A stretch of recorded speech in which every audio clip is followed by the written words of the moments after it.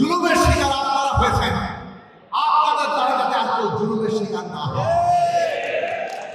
এই যে ফ্যাসিবাদী ব্যবস্থার বদল করে একটা গণতান্ত্রিক ব্যবস্থা কায়েমের প্রশ্ন, এটা যেন কেবল কথার কথা না থাকে, এটা যেন কেবল স্লোগান না থাকে, এটাকে বাস্তবে পরিণত করার প্রশ্ন এবং কর্তব্য আপনাদের সামনে।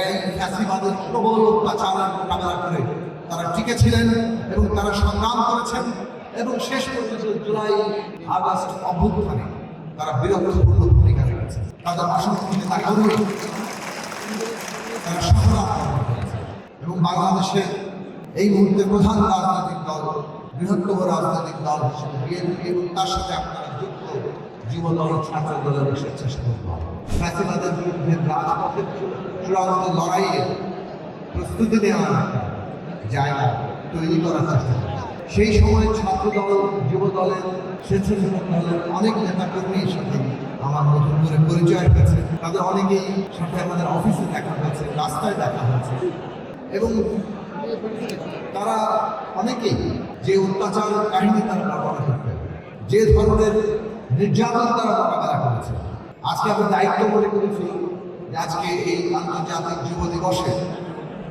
যুব দল, ছাত্র দল, স্বেচ্ছাসেবক দলের সেই সব নেতাকর্মী তাদের প্রতি আমাদের অভিনন্দন, ধন্যবাদ জ্ঞাপন করার জন্য। এই ফ্যাসিবাদের প্রবল অত্যাচারের মোকাবেলা করে তারা টিকে ছিলেন এবং তারা সংগ্রাম করেছেন এবং শেষ পর্যন্ত জুলাই আগস্ট অভ্যুত্থানে তারা বিরোধপূর্ণ ভূমিকা রেখেছে। তাদের অসংখ্য কর্মী তারা সংগ্রাম করেছে।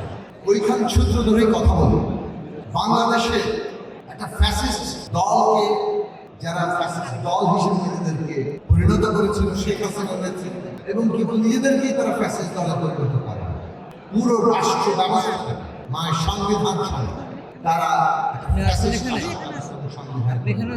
আজকে আমরা সেই ফ্যাসিবাদী ব্যবস্থা বদলে একটা গণতান্ত্রিক ব্যবস্থা কায়েম এবং বাংলাদেশের এই মুহূর্তে প্রধান রাজনৈতিক দল, বৃহত্তম রাজনৈতিক দল হিসেবে বিএনপি এবং তার সাথে আপনারা যুক্ত যুবদল, ছাত্র দলের স্বেচ্ছাসেবক দল।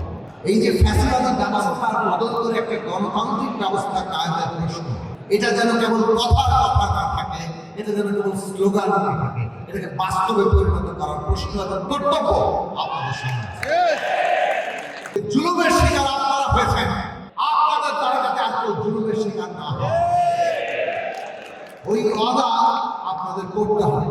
নিজেকে বদলান, তার মধ্যে দিয়ে কিন্তু পুরো দেশটাকে বদলানো যায়।